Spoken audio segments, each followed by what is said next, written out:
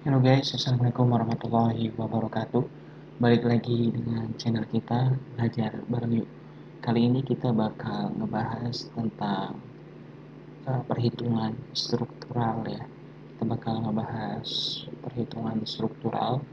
Mungkin pada beberapa video awal ini kita belajar dulu tentang konsep-konsep dari perhitungan struktural.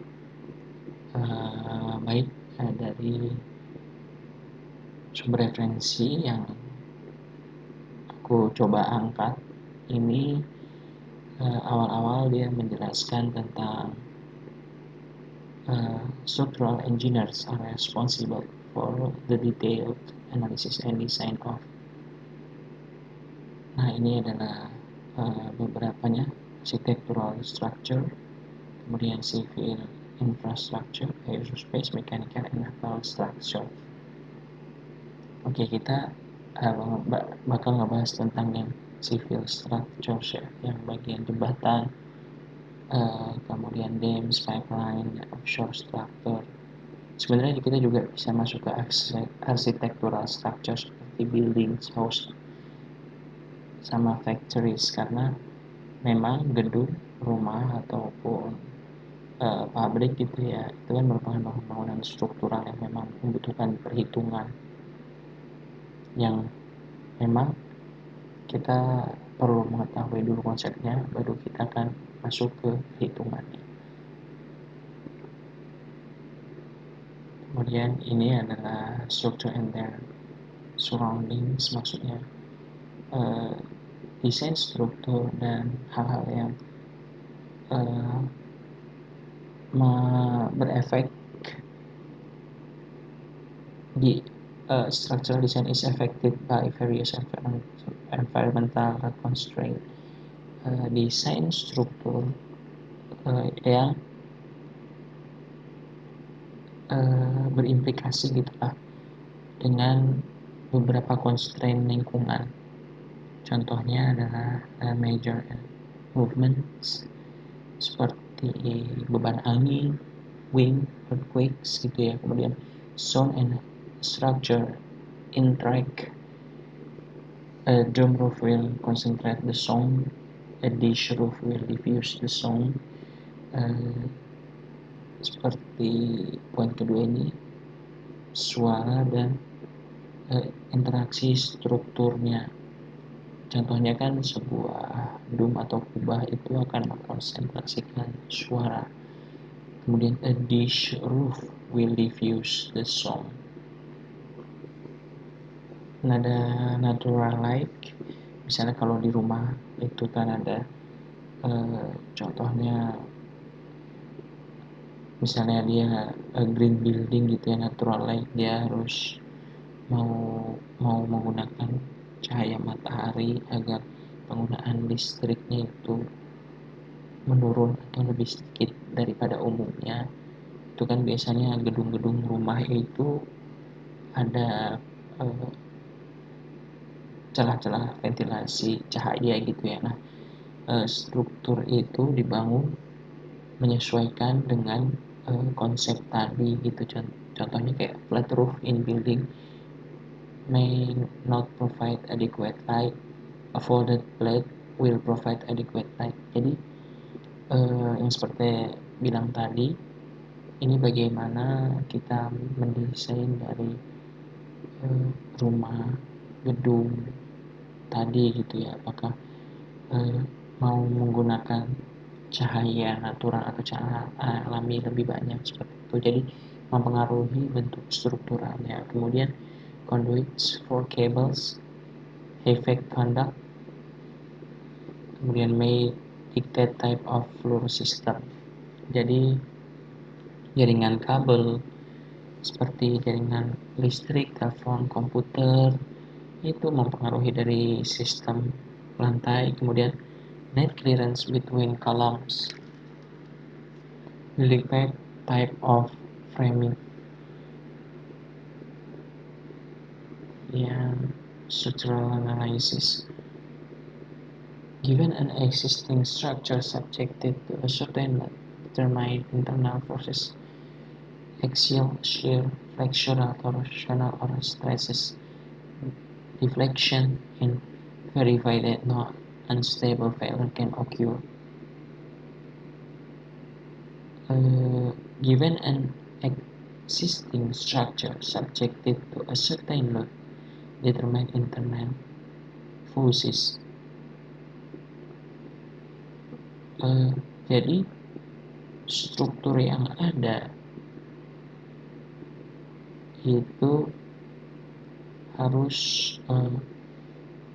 mempertimbangkanlah, determine itu certain load, determine internal forces. Jadi struktur yang ada dari contohnya jembatan atau dari kolom dan balok yang ada dari rumah ataupun cable stay, contohnya kabel pada jembatan gantung gitu ya, itu harus sudah mengalokasikan perhitungan dari gaya-gaya internal yang ada pada struktur.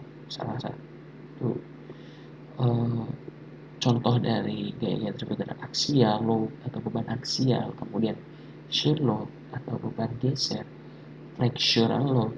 Flexural itu dia seperti apa tuh namanya? Flexural itu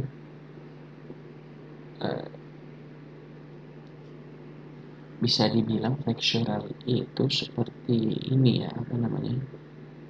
Kelenturan. Kemudian torsional atau torsi pada struktur tersebut gitu, dan force stresses, tegangan-tegangan yang ada pada struktur. Kemudian ada juga deflection atau defleksi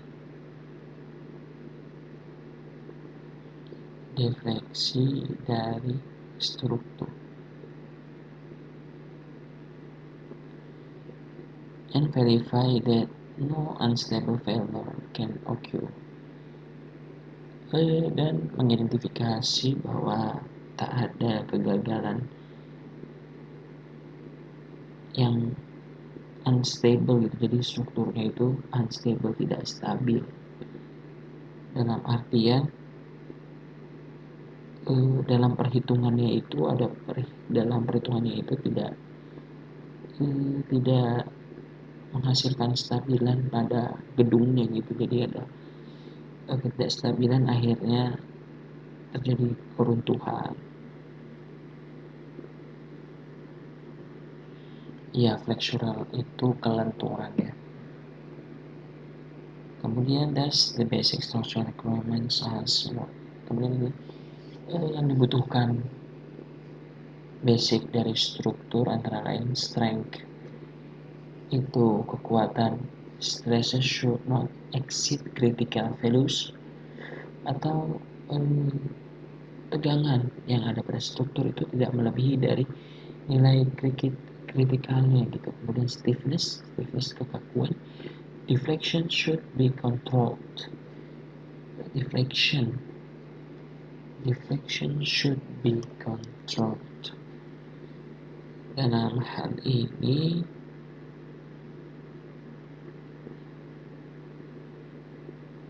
deflection dapat kita artikan sebagai refleksi atau kelengkungan dari struktur gitu ya. Refleksi itu maksudnya kelengkungan. Jadi kalau misalnya ada di perhitungan itu ada beban di tengahnya, itu struktur itu jangan sampai membuat kelengkungan yang melebihi dari kelengkungan maksimal. Mungkin memang struktur akan melengkung, tapi tidak boleh melebihi dari kelengkungan maksimalnya. Kemudian stability, buckling or cracking should also be prevented. Buckling or cracking, retak dan patah nih, buckling,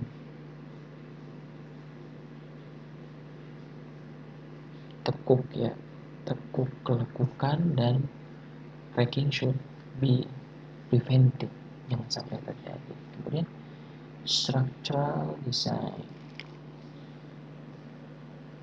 given a set of forces, dimension the structure element, steel or wood structure select appropriate section. Oke, mungkin langsung aja kepada intinya. Serviceability, deflection, crack width under the applied load compared with acceptable values specified in the design code.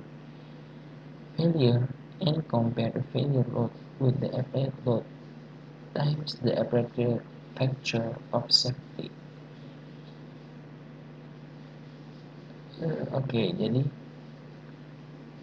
for new structure iterative process with analysis and design, a preliminary design is made using rules of thumbs best known to engineers with design experience and analyze following design we check for. Jadi begini ya, dalam proses proses analisis struktur dan desainingnya ini, itu yang dicek itu adalah serviceability sama failure. Failure itu kan keruntuhan struktur, serviceability itu maksudnya saat layak fungsinya dia gitu ya. Deflection, crack width under the applied load.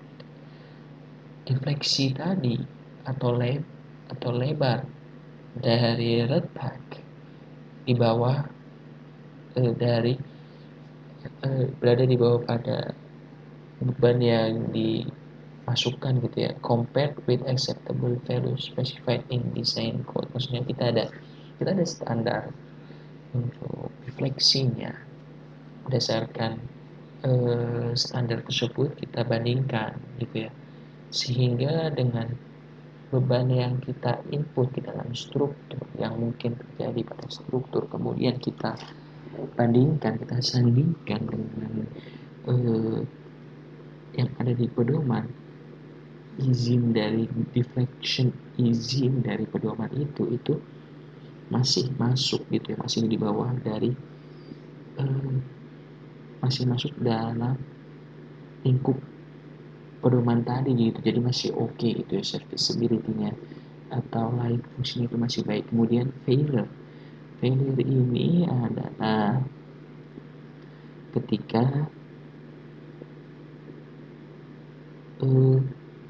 beban ultimate dari perhitungan beban tadi dikalikan dengan times the appropriate factor of safety, maksudnya dengan faktor keselamatan ya. Biasanya beban ultimate itu kan kita kalikan dengan faktor keselamatan gitu. Jadi itu dibandingkan antara yang kemampuan strukturnya, nominal kemampuan strukturnya, baik aksial dari kolom balok struktur itu ataupun terhadap momen dan gesernya, dan failure ultimate dari bebannya itu masih masuk. Intinya itu, inti dari perhitungan struktur itu yaitu dia masih dapat secara penghitungan total gaya yang bekerja dengan beban-beban yang dimasukkan dalam perhitungan itu masuk gitu ya, seperti itu ya. Itulah kuncinya ya, kunci dari proses perhitungan struktur. If the design is found not to be acceptable, then it must be modified and reanalyzed. Maksudnya ya tadi, misalnya tadi perhitungan desain tadi tidak masuk dengan pedoman yang ada, maka terus dimodifikasi dan dianalisis ulang.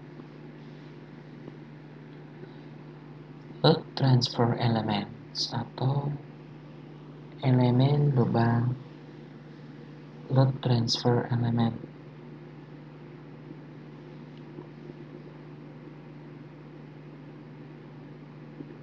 From strength of material.